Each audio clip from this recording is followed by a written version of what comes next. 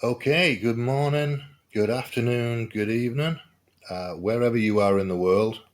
I know there's people listening in all sorts of different time zones. So, people in Australia, people in India, people in Canada and the US, and all over Europe and South Africa. So, welcome one and all to Free Association. I'm following up on the Club of Rome conversation that I'm having with myself and with a couple of other people as we go along. Um, a lot of this is just in my head, though, if I'm honest about it. It's just a conversation that's going on in my head that I'm sharing with people. So I've got a piece to play called World on the Edge, Preventing Environmental and Economic Collapse, which is Lester Brown from 2012, I believe. So a lot of these things went on in 2012. 15th of August 2012. From the GBH Forum Network, which I think is Cambridge. Looks like it's Cambridge, Massachusetts. So it's something associated with MIT, I would imagine. Anyway, the idea of this conversation that's going on inside my head is to understand the Club of Rome, and to do that, I need to understand the the limits of growth, and to do that, I need to understand the people associated with the project. So Lester Brown was associated in some way. He was at the original launch event. So he's involved. I don't know exactly how he's involved, but I'm working that out as I go along. Um, but this is a lecture he gave in 2012, as I said. It's quite long. It's an hour and a quarter. So I might split it into two sections, or I might just do the first half an hour or so. See how I feel. You've always got the option of looking up the original video, though. So if I just do half an hour, you can listen to the rest of it yourself. There's no reason why I need to do the whole video, but we'll see how it goes. Anyway, I listened to the first 25 minutes last night, and it's interesting enough. It's a different perspective on things than you would hear, certainly than you'd hear in the alternative media. I don't know how much of climate change is coming from the sun. I don't know how much is just a natural cycle, and I don't know how much is man-made. So I'm listening to all sides on these things, as I tend to do. But this is Lester Brown here from 2012, as I said, called "World on the Edge: Preventing Environmental and Economic Collapse."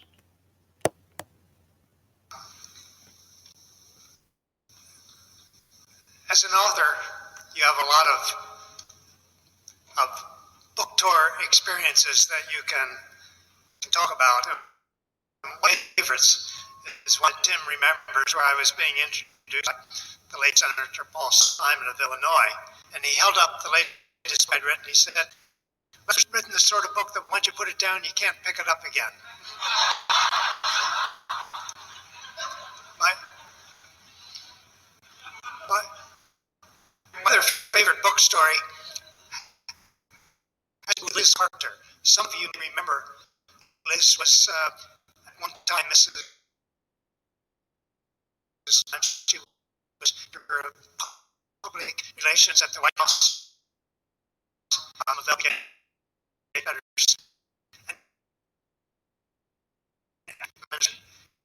She wrote a book titled Ruffles and Flourishes. It was on the bestseller list.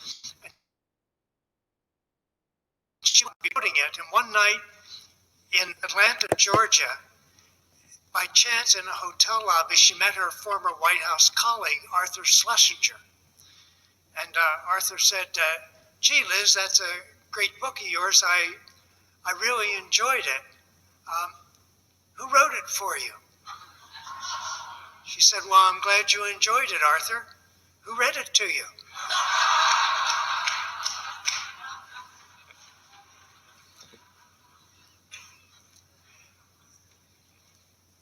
Some you may remember a book written by C.P. Snow. I think it was published in 1959 or so, entitled Two Cultures. He was a British scientist, and he was writing about the humanities and the sciences and the sort of the gaps between them. And in looking at the future, I see today two very different views of where the world is headed. One is a view held by natural scientists, by ecologists, hydrologists, meteorologists, and many others. The second is a view held by economists. When the natural scientists look ahead with hydrology, they see all sorts of problems with falling water tables and wells going dry. Meteorologists see all the climate problems. Ecologists see the wholesale breakdown and destruction of ecosystems and realize that we're on a path that is simply not sustainable for very long. Economists, however, see the future more or less as an extrapolation of the past. And this rests on a couple of key assumptions they make, one of which is that advancing technology will solve our problems. The other is that the market sorts things out. If one resource becomes scarce, we'll find another one to substitute for it, and so forth. And so when you look at economic projections for the world economy, for example, they all show, whether it's the World Bank or Goldman Sachs or Deutsche Bank or any of scores of other leading financial institutions, they all project more or less the same thing because they take the recent historical past, the last few decades of global economic growth, and simply project it into the future. And typically it's around a 3% rate of economic growth, which means the world economy doubles in 24 years. So the 2010 economy will double by 2034. What is there to worry about? But they never ask questions like, will there be enough water to double the world economy? What will be the effect on the demand for food of doubling the world economy and greatly increasing purchasing power? It's when you ask these questions that you have to begin worrying about the future. We are in the process of destroying the economy's natural support systems. Forests, grasslands, aquifers, croplands, fisheries. And what we know from archaeological records is that no civilization has ever survived the ongoing destruction of its natural support systems, nor will ours. There's no way that we can stay with business as usual for much longer. For the early civilizations whose archaeological sites we study, like the Sumerians or the Mayans, food was the weak link in the system. And I had long rejected the idea that food could be the weak link for us. But as I have thought about it in recent years, I've begun to think that not only the food could be the weak link, but that food probably is the weak link.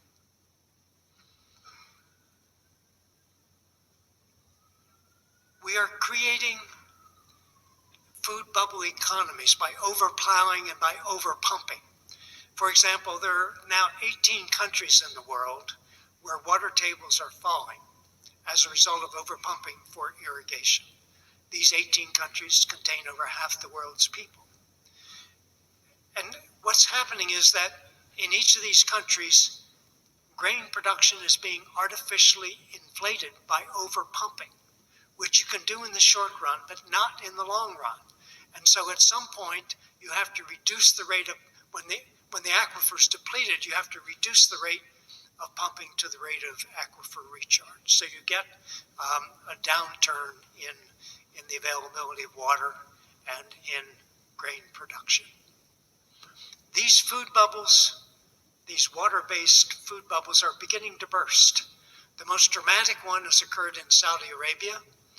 The Saudis were self-sufficient in wheat for more than 20 years because they were pumping water from an aquifer that happened to be a fossil aquifer. That is, does not recharge from precipitation. A fossil aquifer is like oil. When it's gone, it's gone. So the Saudis announced in early 2008 that their aquifer was largely depleted and they're going to phase out wheat production over the next 8 years. In fact, in the 3 years since then, their wheat production has dropped by 70%, and within the next year or two, it will disappear entirely. Now, that's a 3 million ton wheat harvest and a world harvest of over 600 million tons. So it's half of 1%. It's not big. That's a relatively small bubble. But the food bubbles in countries like India and China are much larger. The World Bank calculates that in India, 175 million people are being fed with grain produced by overpumping. In China, we estimate it's about 130 million Chinese being fed with grain produced by overpumping. And there are a number of other countries. But I don't think we've yet quite realized what's going to happen, what's beginning to happen in the world. But falling water tables is now becoming a major threat to the long-term growth in food production. One of the questions that comes up, and one of the questions, the principal question for writing World on the Edge, was to help understand the urgency with which we need to act. We don't have a lot of time to turn around some of these trends like falling water tables. How much time do we have? No one knows. We've not been here before. But it now looks to me as though this tightening of the world food situation that we're seeing is an early sign of what may lie ahead. This tightening is largely a trend-driven tightening in food supplies that's leading to dramatic increases in food prices in many parts of the world.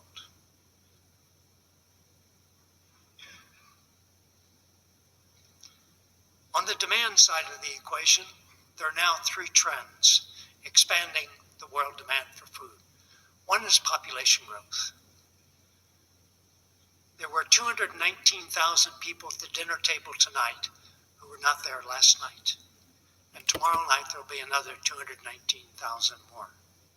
That comes to 80 million additional people to feed each year. And at some point, that kind of an increase of that magnitude, begins to press against the limits of the earth's land and water resources and the skills of the world's farmers.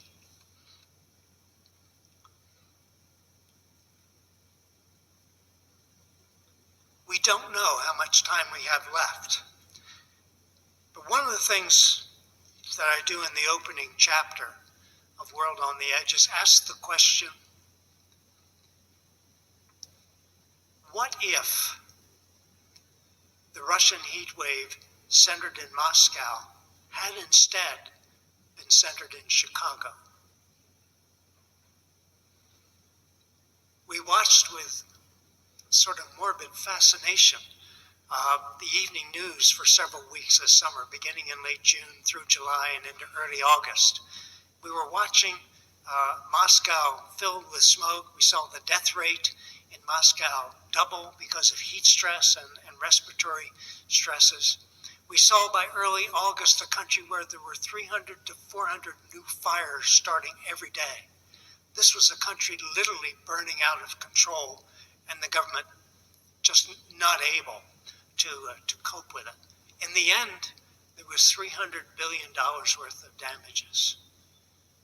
At least 3 times the damages we suffered from Hurricane Katrina, for example. The Russians lost millions and millions of acres of forests. They were just gone. But if that heat wave, which reduced the Russian wheat harvest from the roughly 100 million tons they were expecting and hoping for to 60 million tons, a 40% drop. If that heat wave had been centered in Chicago, the U.S. grain harvest of 400 million tons would have been reduced also by 40%, or 160 million tons. If that had happened, there would be chaos in world grain markets today. 160 million ton drop in the U.S. harvest would have dropped world grain stocks to the lowest level on record. And it would have raised grain prices to levels we cannot even now imagine, even though they're greatly elevated. And food prices in the last 2 months have set records for the world as a whole. One of the first things that would have happened is that grain exporting countries, in an effort to control food prices within their boundaries, would have restricted exports. A second thing that would have happened is that oil exporting countries would have begun to barter oil for grain in order to ensure that they got the grain that they needed. And then the lower income developing countries would have had to compete with each other for whatever might have been left. We are now seeing a loss of confidence by importing countries in the world market, in the world grain market. They no longer can assume that the market will supply their needs, as they have for the last half century or so. This is leading to a number of things, including land grabs, land acquisitions in other countries to produce food to be brought back home. Countries like Saudi Arabia, China, South Korea, India, a number of other countries are now buying or leasing large chunks of land. By large chunks, I mean hundreds of thousands of acres or even a million acres and beyond. Huge chunks of land on which to grow food to ship back home.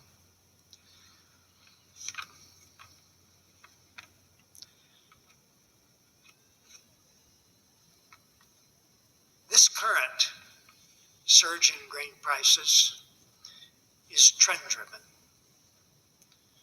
driven by population growth, which I just mentioned, by rising affluence, and by the massive conversion of grain into oil, i.e. ethanol, for automotive fuel. There are now roughly 3 billion people in the world trying to move up the food chain, consuming more grain-intensive livestock products. The third source of demand, converting grain into fuel for cars, is taking over 1/4 of the U.S. grain harvest. Last year, we produced 400 million tons of grain in the U.S. 119 million tons went to ethanol distilleries to produce fuel for cars. So these three sources of demand now, population growth, rising affluence, and the conversion of grain into ethanol for cars, has doubled the annual growth in world demand for grain. So that's the demand side of the equation. On the supply side, we have climate change, we have falling water tables, bursting water-based food bubbles, and in some of the more agriculturally advanced countries, the plateauing of grain yield per acre, which has been climbing for decades or even generations in some cases, now leveling off. This is true for rice in Japan. It's true for wheat in France, in Germany, in the UK. And it could soon be true for rice in China, because China's rice yields are now very close to Japan's. I doubt that they're going to exceed Japan's, and if they don't, then they too will plateau. So these are all trends that make it more difficult to expand food production fast enough. There's been a real surge in the interest in these issues in recent weeks, part of it fueled by the drought conditions in the wheat growing regions of China, China being the world's largest wheat producer, and also in the southern plains of the United States.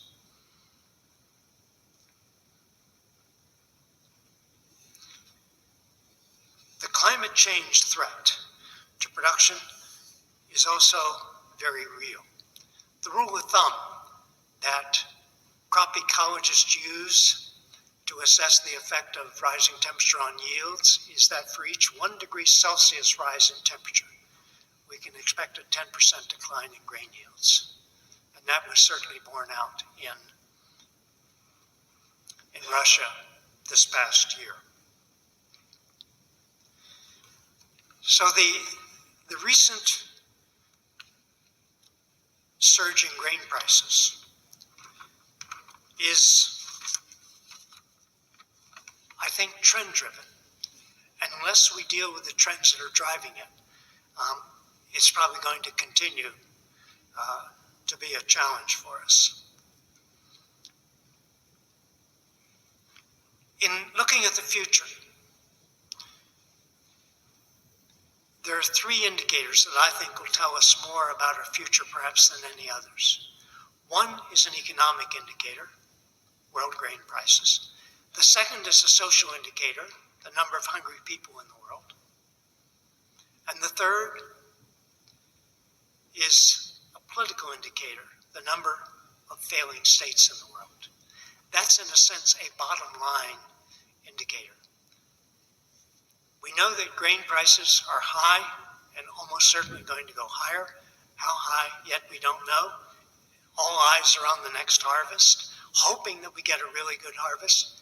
But if we don't, if we get a moderate or poor harvest, things are likely to get worse. And I don't think we've yet realized just how tight things have become on the food front. One of the consequences of this situation, I think, is that it's going to force us to redefine security. We have inherited a definition of security from the last century, a century that was defined by 2 world wars and a Cold War, which is almost exclusively military in nature. When you mention the term national security now, people immediately think in military terms. But if you were to start with a clean sheet and start listing the principal threats to our future today, it would include climate change, population growth, spreading water shortages, rising grain prices, rising food prices, and failing states. These are the real threats to our future. And this doesn't just require a reconceptualization of what the real threats to security are. It also requires a fiscal restructuring that is responsive to the new threats to our security.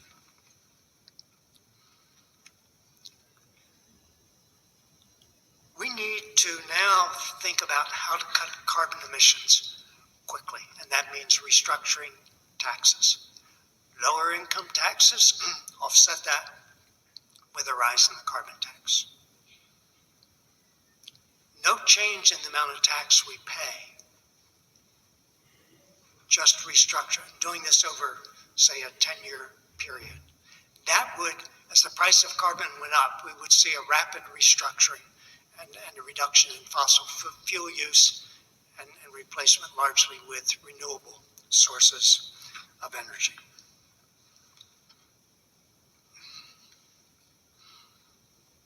Closely related to climate stabilization is population stabilization. We have UN projections that world population is going to increase to 10 or 11 billion or so. I don't think so. What I'm not certain is whether those projections will not materialize because we accelerate the shift to smaller families or because we fail to do so and the number of hungry people in the world, which has been increasing now for the last decade, continues to increase and mortality rates begin to rise. That, I think, is our choice. The third component of what we need to do, this is 3 out of 4, is eradicating poverty. And that means working to make sure that we have universal elementary school education everywhere. It means making sure that we have at least rudimentary health care, including immunization to childhood diseases and so forth.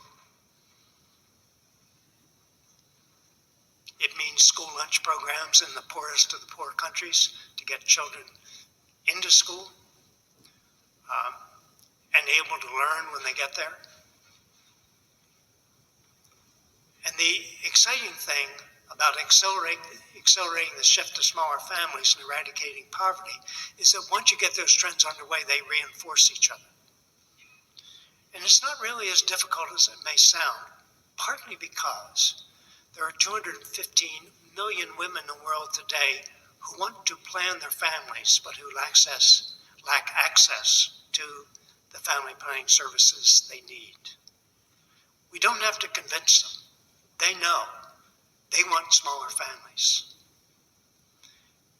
These 215 million women and their families represent most of the poorest billion people in the world.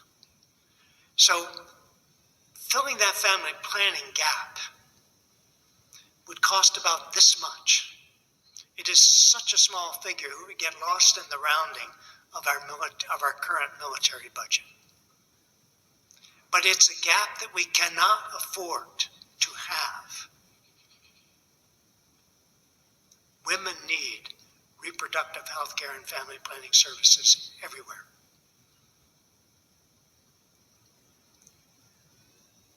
And the fourth component of what we call Plan B, the alternative to business as usual, is restoring the economy's natural support systems.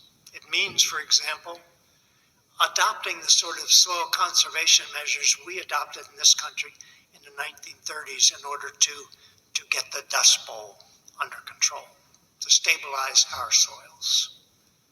And we need that in many countries in the world now because there are 2 huge Dust Bowls forming, one in northern and western China and western Mongolia, the other in Central Africa.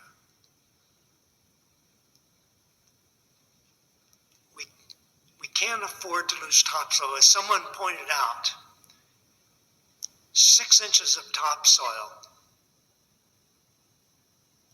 separate civilization from civilizational collapse. We are totally dependent on that thin layer of topsoil. We need to be protecting it.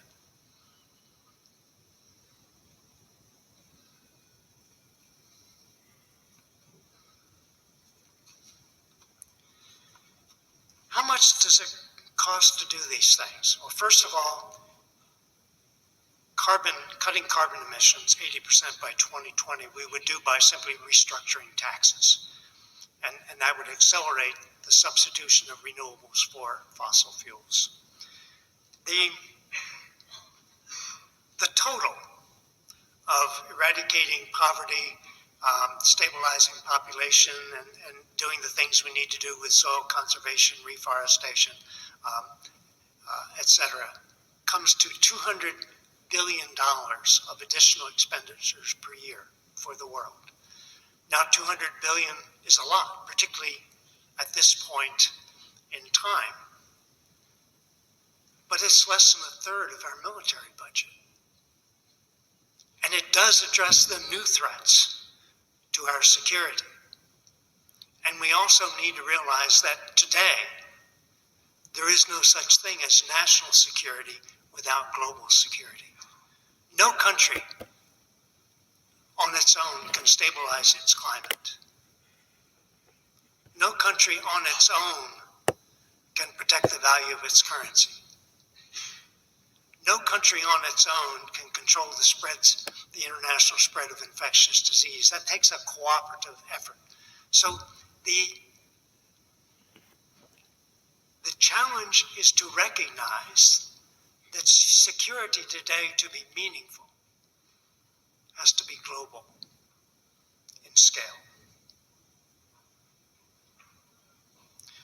What we're talking about is, in effect, saving civilization. We've got to reverse the trends that are undermining our future.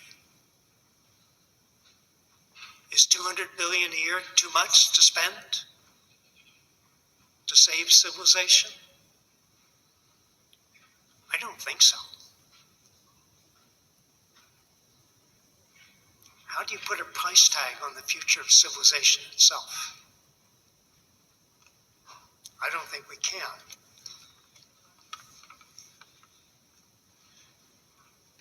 We have the knowledge. We know what needs to be done.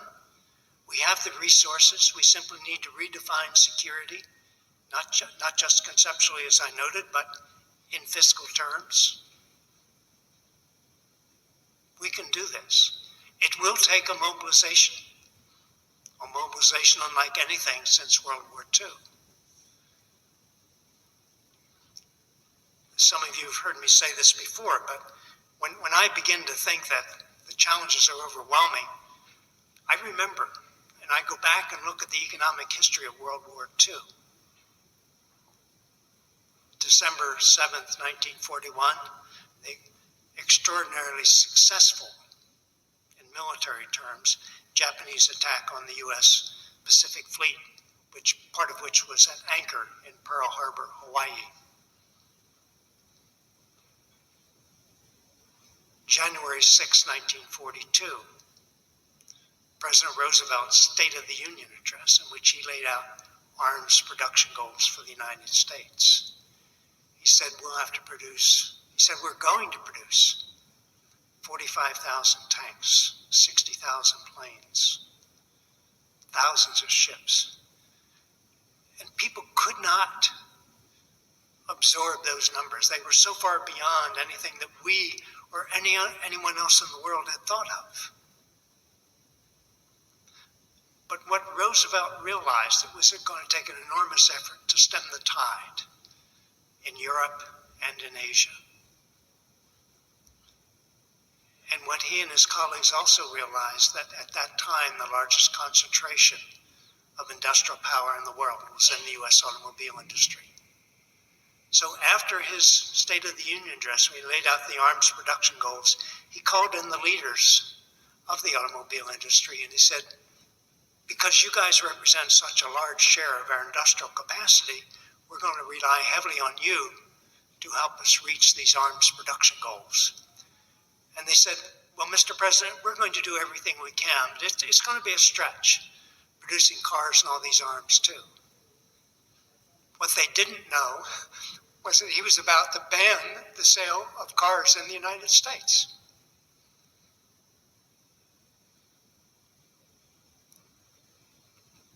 And they exceeded, and we exceeded, every one of those arms production goals.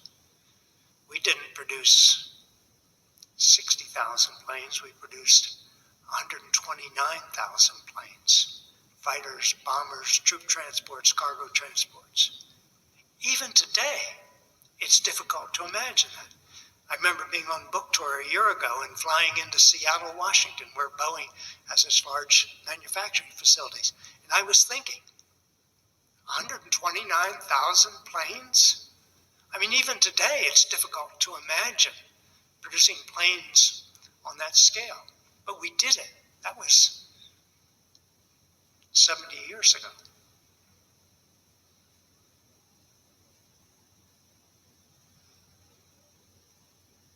If we could do that then, we can restructure the world energy economy today. The point of that example is that it didn't take decades to restructure the U.S. industrial economy. It didn't take years. We did it in a matter of months. And if we did that then certainly we can restructure we can restructure the world energy economy over the next decade. To back out all the coal-fired power plants in the world, which would give us a massive cut in carbon and a major step towards stabilizing climate. We'd have to build maybe 2 million wind turbines, 2 megawatts each, That's a lot of wind turbines, but we produce 65 million cars a year. We're talking about 2 million wind turbines over the next decade. We could produce those wind turbines in the automotive assembly plants that are closed today.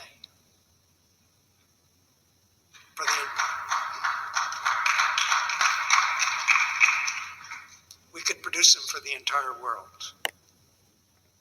So we can't say it's not doable. We have the knowledge. We have the resources. It'll require redefining security, but we can do that. And it's going to require leadership, and I think that leadership is going to have to come from this country. That's our challenge. I mean, we as environmentalists used to talk about saving the planet. But as I think about it, the planet's probably going to be around for some time to come. The question is, can we save civilization as we know it? That's the real question. And that is not a spectator sport. We can't sit around and hope someone else is going to do it. We have to do it. We need to become engaged. Pick an issue that's important to you. It can be closing coal-fired power plants. And we're making progress on that front.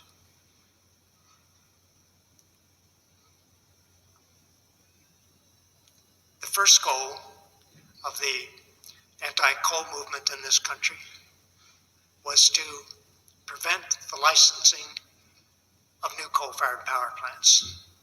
We now have a de facto moratorium on licensing new plants. The next stage is to close existing plants. And last year, U.S. utilities announced plans to close 48 coal-fired power plants. This is in a country that has 600 or so coal plants. It's an important step, a major step in the right direction. And that movement is gaining momentum. Pick an issue that's important to you. Closing coal-fired power plants, stabilizing population, developing a world-class recycling program in your community, which saves enormous amounts of energy, or lobbying your member of Congress to restructure the tax system. Not to change the level of taxes, reduce income taxes and increase the carbon tax. This is where we're going to win or lose the battle. But we've all got to become involved. We all have a stake in the future.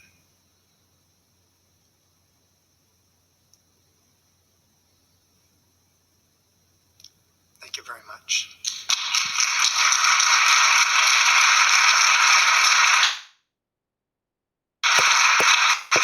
There you go, that's Lester Brown. And the presentation is called World on the Edge, Preventing Environmental and Economic Collapse. His book's called World on the Edge, I think. I don't know how many coal-fired power plants there are in the United States now. This is 2012 he's talking about, so it might have changed since then. And it probably has changed since then, but I would need to look it up. And I'll do that later if I'm going to do it at all.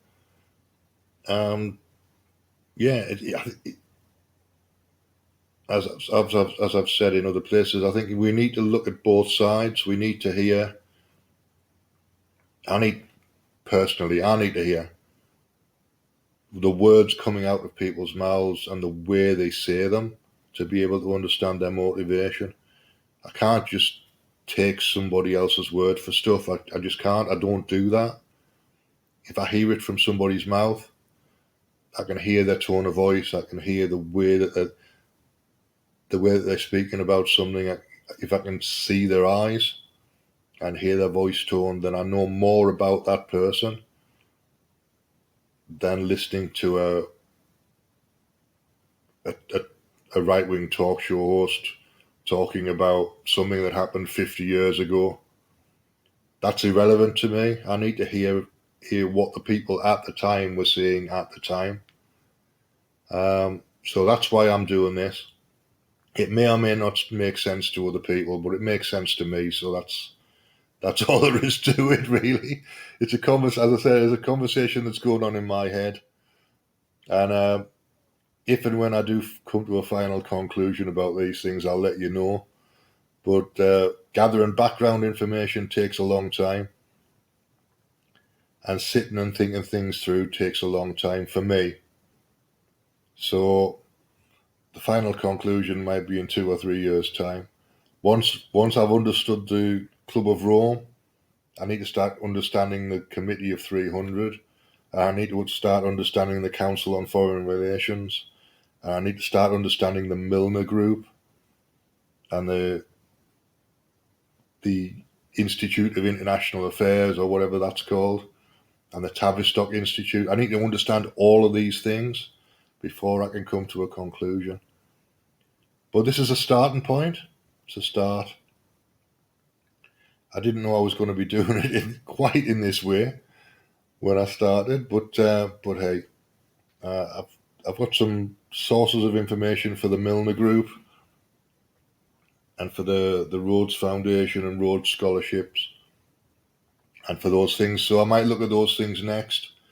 Uh, there might be another one today, or there might be another one tomorrow. I don't know yet.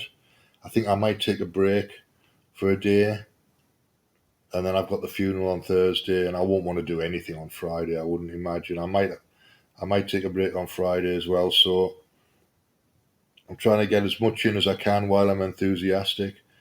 Um, but I'll tackle the Milner Group next week, and I'll tackle Cecil Rhodes next week. So if I can set this up in my head a week in advance, then I'll commit to it. Whereas otherwise, I just drift in whatever direction I feel like on the day. But it makes sense to have a thread running through these things. Anyway, South Osman, if you want to call in, feel free. I know you're busy with other stuff, but if you want to have a quick chat, we can do that. If not, I'll close up.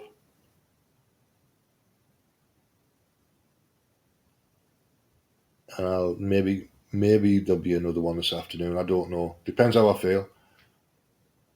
I think you're probably occupied, so I'm going to close the room up. But thanks for coming in, man. It's appreciated. And thanks for sharing it. All right, dude, I'm going to close it up. I'll see you later on.